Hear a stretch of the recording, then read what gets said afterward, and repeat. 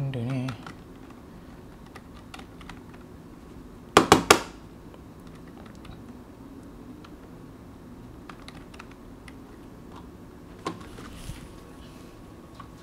Oh, hai. Selamat datang ke Malaysia Gamer. So, hari ni kita nak cakap tentang mouse. Kat sini tak best. Kita pergi sana.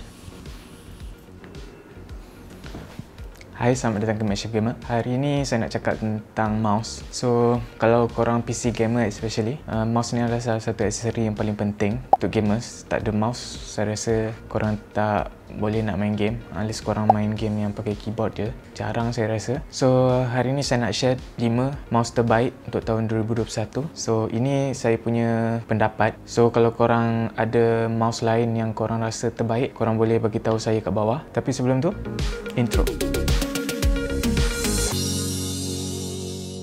Saya pergi kepada mouse yang pertama. Saya nak explain satu term sebab term ni saya akan pakai untuk semua mouse kat video ni. Term dia adalah DPI, dots per inch. Kalau mouse ni, kalau korang tengok mouse gaming ke mouse mana-mana, dia ada dia punya DPI punya range. Apa tu DPI? DPI ni salah satu cara untuk ukur mouse punya sensitivity. So sebagai contoh, kalau korang pakai mouse dengan DPI sensor yang tinggi, sensitivity mouse tu akan bertambah. So maksudnya kalau korang gerakkan mouse 1 inci ke kiri, pointer mouse dekat monitor korang tu akan gerak dengan lebih jauh. Kalau nak dibandingkan dengan kalau korang pakai DPI yang rendah, kalau korang gerak 1 inci ke kiri juga, mouse pointer dekat monitor korang yang gerak tu kurang kalau dibandingkan dengan DPI yang lebih tinggi. Kesimpulannya, tinggi DPI, lebih cepat mouse tu gerak, lebih rendah DPI, lebih slow mouse tu. Okay, kalau tu dah clear, jom kita tengok.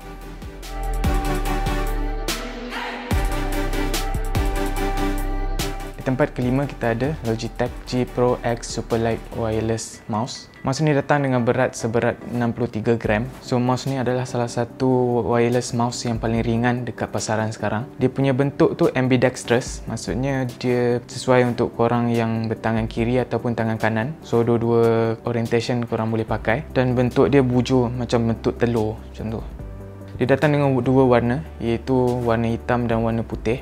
Dan dia punya finish tu matte finish. Dia punya DPI range adalah sangat tinggi, setinggi 25,600 DPI, which is gila. Dia punya fit kaki dia tu, dia pakai 100% PTFE ataupun non-edited PTFE punya fit. So dia akan gelongso memang smooth dekat surface. So dia takkan sangkut ke apa. Kalau korang pakai mouse ni, korang tak boleh blame mouse lagi kalau korang kalah ke apa. So bateri dia boleh tahan selama 70 jam dengan sekali charge, which is lama juga. So far mouse ni overall ni tak ada komplain, kecuali satu je, dia punya harga. Mouse ni dijual dengan harga RM650 dekat Malaysia. Walaupun wireless, tapi still lagi mahal. Kalau korang suka version yang sebelum ni, ialah G Pro Wireless tu, korang akan suka mouse ni sebab dia datang dengan semua features dia ada improvement, kecuali dia punya harga. Daripada segi berat, dia punya features, dia punya sensor, dia punya DPI semua improve daripada version yang sebelum ni. So basically korang akan suka mouse ni dalam semua aspek kecuali dia punya harga. Dan nak bandingkan dengan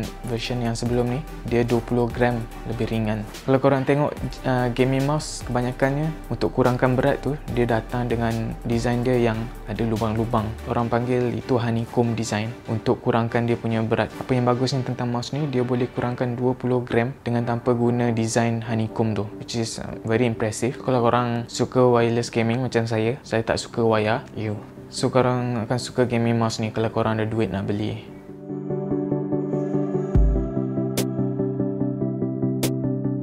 Di tempat keempat kita ada HyperX Pulsefire Haze dan dia datang dengan harga RM200 dan bagi saya agak affordable. Dia datang dengan berat sebanyak 59 gram, which is memang ringan. Dia ada design honeycomb, iaitu dia ada lubang-lubang dekat dia punya body untuk kurangkan lagi berat dia. Dia punya bentuk juga ambidextrous dan memang selesa untuk diguna. Dia pakai sensor Pixar 3335 dan dia pakai HyperX Hyperflex punya kabel. So kabel dia tu tak akan sangkut mana-mana. Dia akan gerak sekali dengan mouse korang. So bagus. Dia ada sedikit RGB. RGB dia tak banyak kat dia punya mouse wheel tu, kat bawah mouse wheel tu. Dan dia juga pakai PTFE fit. Untuk switch dia pakai TTC Golden Micro switches dan rasa bagus untuk tekan. Mouse ni dia datang dengan grip getah yang korang boleh pasang dekat dia punya switch untuk lebih grip. Dan dia juga datang dengan spare PTFE feed just in case kalau lama-lama korang pakai mouse ni rosak dia punya feed, korang boleh ganti dengan senang. Which is untuk harga dia RM200 tu korang dapat dengan semua benda ni. Bagi saya memang bagus. Mouse ni bagus bagi saya sebab dia tak ada compromise dekat mana-mana aspek untuk dapatkan harga yang rendah. Daripada segi build quality dia tak ada compromise dekat situ, dia tak ada compromise dekat dia punya DPI.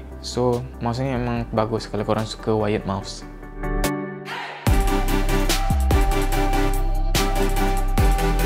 Tempat ketiga kita ada mouse Ducky Feather. Mungkin korang tak pernah tahu brand ni. Untuk yang tak tahu, brand ni sebenarnya famous untuk dia punya keyboard dan saya juga suka dia punya keyboard. Tapi Ducky juga ada buat dia punya gaming mouse sendiri. Tak ramai orang tahu, tapi sebenarnya gaming mouse yang dia buat tu memang bagus. Berat dia cuma 66 gram, which is sangat ringan. Dan untuk sensor dia pakai 3389 sensor dan dia punya DPI boleh pergi sehingga 16,000 DPI. Berat dia memang ringan, tetapi dia tak ada pakai honeycomb punya design macam mouse lain untuk dapatkan berat yang ringan tu, which is very impressive kalau nak compare dengan dia punya harga. Dan dia dijual di Malaysia dengan harga RM295. Agak mahal sikit berbanding HyperX tadi, tapi korang dapat mouse yang overallnya build quality bagus dan dia punya performance juga bagus. Dan dia juga ada RGB untuk korang yang suka RGB kat luar sana.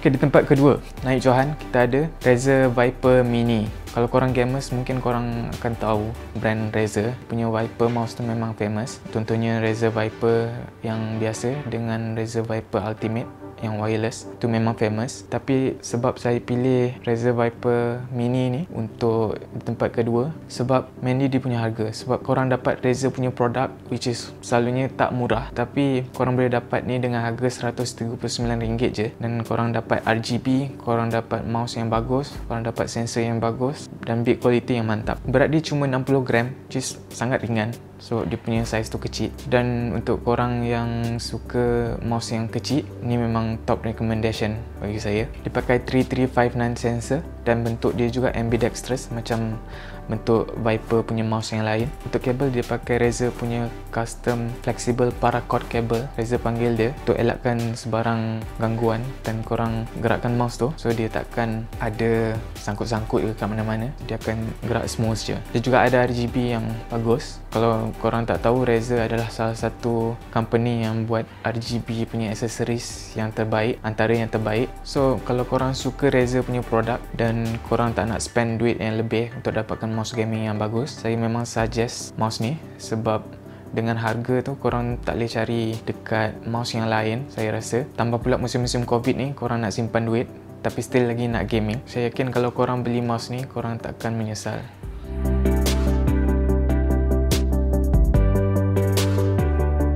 Dan tempat pertama kita ada Glorious Model O wireless mouse. Glorious Model O ni dia punya company still lagi baru. First mouse dia keluarkan ni adalah Glorious Model O wired version. Memang ramai orang suka bagi review yang bagus tentang mouse ni sebab dia punya harga dan dia punya quality tu memang terbaik. Mouse ni datang dengan pilihan warna putih dan hitam dan dia ada dua jenis finish, iaitu matte finish dan juga gloss finish. Dia ada 6 programmable button, so korang boleh program button ni untuk function yang korang nak. Dia juga ada RGB strip dekat tepi tu, so korang boleh pakai RGB kalau korang nak. Dia punya berat 69 gram dan korang boleh tengok dia pakai honeycomb punya design untuk dapatkan berat yang ringan. Tapi kalau korang tengok dengan version sebelum ni, berat dia 65 gram. Tapi dengan wired version ni, berat dia cuma 67 gram. Cuma 2 gram tambah. Kalau korang fikir untuk wireless mouse, dia kena masukkan wireless punya receiver kat dalam tu dan dia kena masukkan bateri. So kalau korang nak increase cuma 2 gram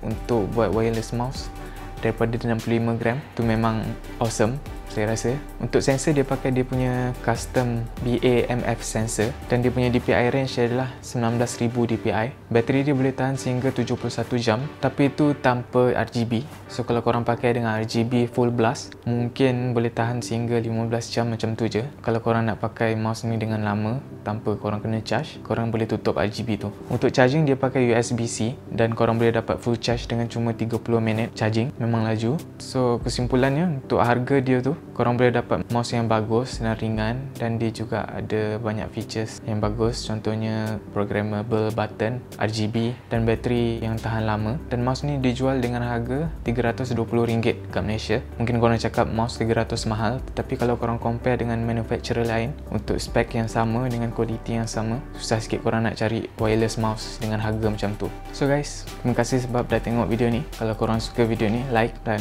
kalau korang baru dekat sini, kalau korang suka video tentang tech dan gaming, korang boleh subscribe. Terima kasih untuk 200 subscribers, saya banyak. Dan kalau korang ada apa-apa soalan nak tanya, boleh komen kat bawah. Nama saya Wafi. Stay safe dan jumpa lagi. Bye.